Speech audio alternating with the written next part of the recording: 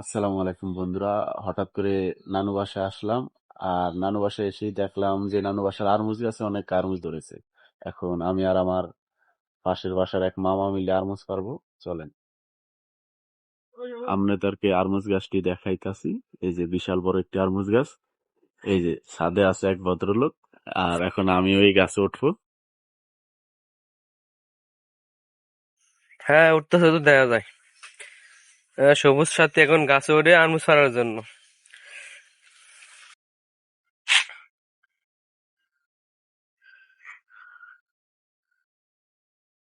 বন্ধুরা আপনারা দেখতে পাচ্ছেন ইতিমধ্যে এই যে আরমুজ গাছে উঠে গেলাম এক পাশের ছাদের থেকেই।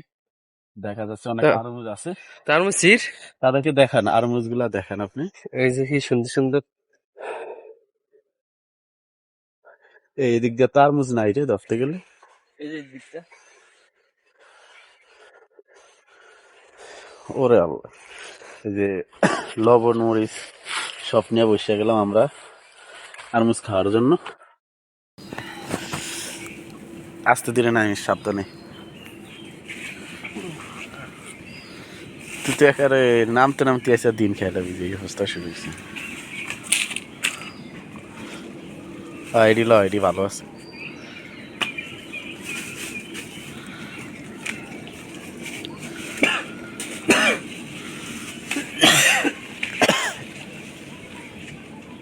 তোর মাথার উপরে দেওয়া আছে কয়েকটা। এই যে তোর হাতের দ্বারা রেডি বর আর হেউ ফাইজ দা উঠটা লব উপরে ইনতা।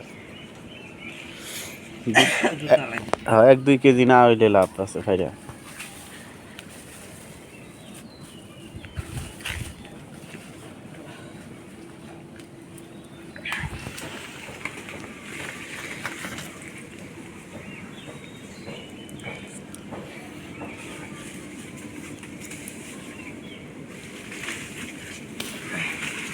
একটা লারা দে আরিফ, বাতি দি চাই একটা লারা দে তুই। চাই ফরেনি গুড়াটি এটা দেখবো না। তুই লারা দে, তুই লারা দিলে তো বোঝা যায়।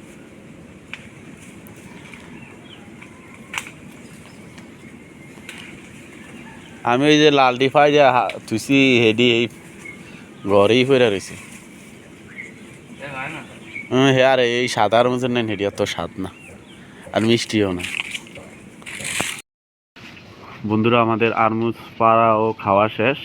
আর দেখতে পাচ্ছেন আমার মামা আরিফ, সে কিছু আরমুজ তার পলিটিনে করে নিচ্ছে।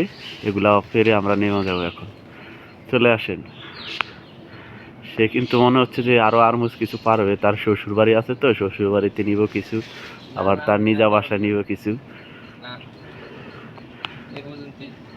এই পর্যন্তই অফ, আর নাকি পারবে না সে। তার শাশুড়ি আবার বেশি খাইতে পারে না।